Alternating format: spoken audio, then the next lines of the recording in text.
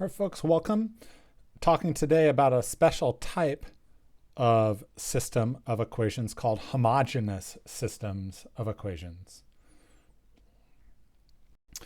So as usual, we'll start off this discussion with a definition, what it means to be a homogeneous system of equations. We'll talk about solutions of such systems, and then we'll relate solutions of such systems back to a special characteristic of a matrix called the null space of a matrix. So here's a definition. A system of linear equations LSA comma B is homogeneous if the vector of constants is the zero vector. Okay, so if you always have right-hand side 0, then your system of equations is homogeneous. Here's an example. The homogeneous system corresponding to archetype C, you can see the right-hand side being the vector of 0 constants here. So I'll give you a second to pause your video, see if you can identify a solution of this system without even row reducing the augmented matrix.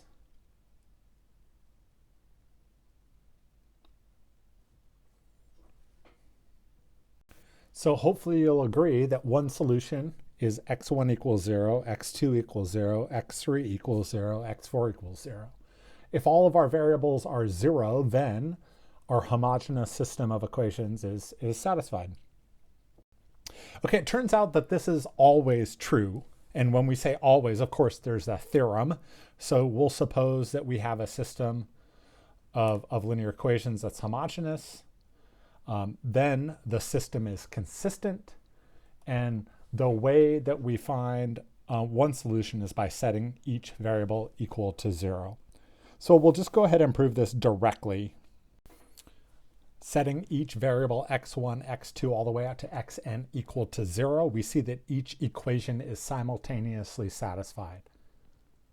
Okay, if a system has a solution, it's consistent. So homogeneous systems are always consistent. That solution we found corresponding to all zeros is called the trivial solution. The trivial solution is always a solution of a homogeneous system of linear equations. So here's the homogeneous system of equations corresponding to archetype B. We have a look at the augmented matrix. Of course, here we're augmenting by the 0 vector. It reduces to row echelon form where there are n equals 3 columns and r equals 3 pivots. We know that this corresponds to a unique solution. Of course, since the 0 vector is a solution of any homogeneous system, that unique solution is just the 0 vector. On the other hand, the homogeneous system of equations corresponding to archetype A has a reduced row echelon form with r equal to 2 pivots, right? So of course there's one free variable. And we can see that in this case, with one free variable, that we can represent the homogeneous, the solution of the homogeneous system of equations in terms of that variable x3. Of course, the 0 vector is an element of this, this set of equations. You can identify the 0 vector by just setting x3 equal to 0. Of course, there we have the 0 vector.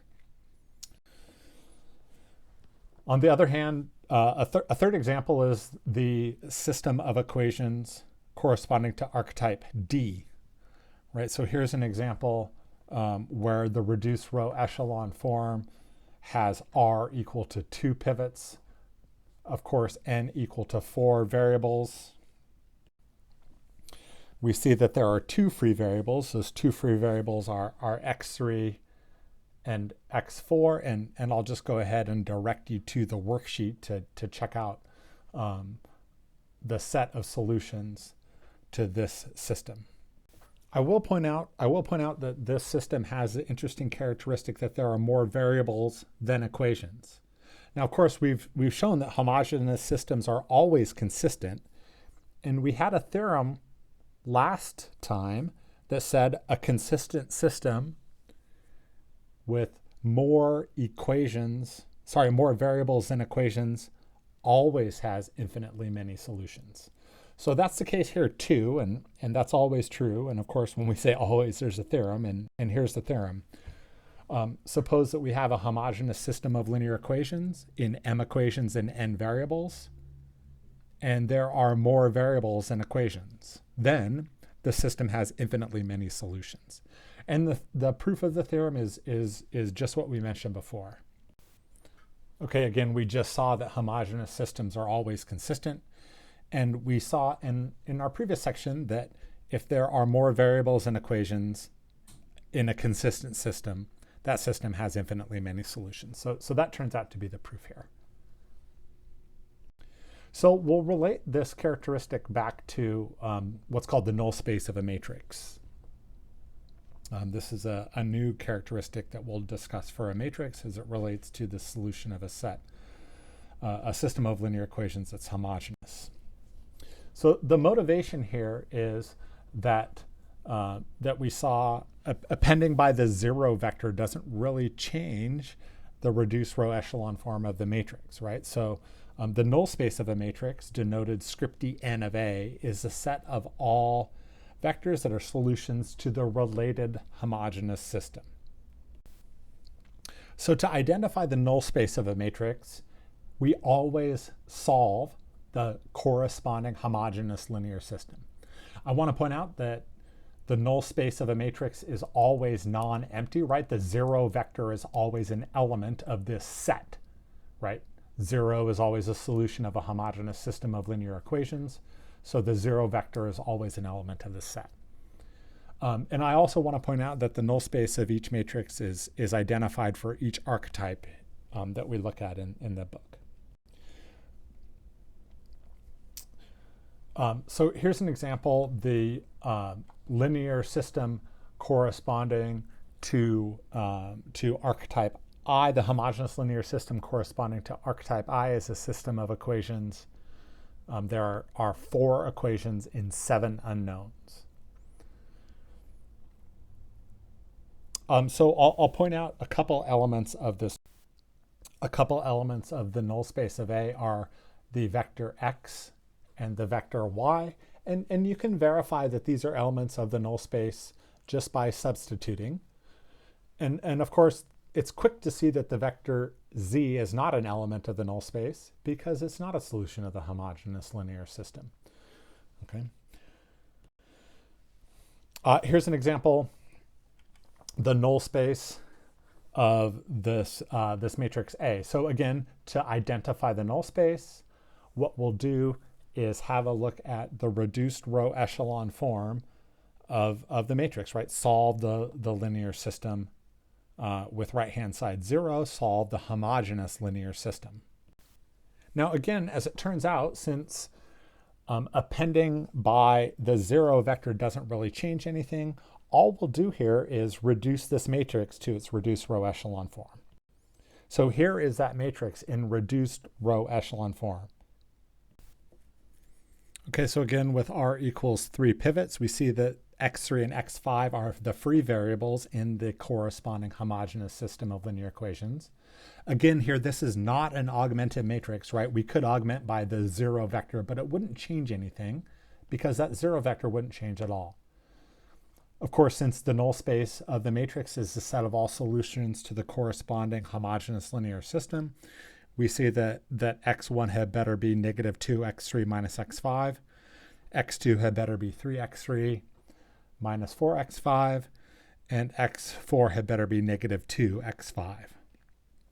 So that's the representation of this, the null space of this matrix. Here's another example, the null space of this matrix C. Again, what we'll do is consider the homogeneous linear system, and we'll do that without augmenting by the 0 vector. Okay, so this matrix C reduces to a matrix with sort of ones on its diagonal elements there. It's not really diagonal, but in any case, and we can see that the homogeneous linear system has n equals 3 variables. There are r equals 3 pivots. So we can see that this system has a unique solution. Of course, for a homogeneous system, that solution had better be the 0 solution. Okay, so again, with that unique solution to the homogeneous linear system, we see that the null space of this matrix C is only the 0 vector. Of course, that's sort of the smallest the null space can possibly be. In the case where the null space contains only the 0 vector, we say that the null space is trivial. Okay, folks, thanks for your attention here, a discussion of homogeneous linear systems and the null space of a matrix. Again, a homogeneous system is always consistent. It always has a 0 vector as a solution, and we identify the null space of a matrix with the set of all solutions to the corresponding homogeneous system. Thanks for your attention. Have a great day, and we'll see you next time. Bye-bye.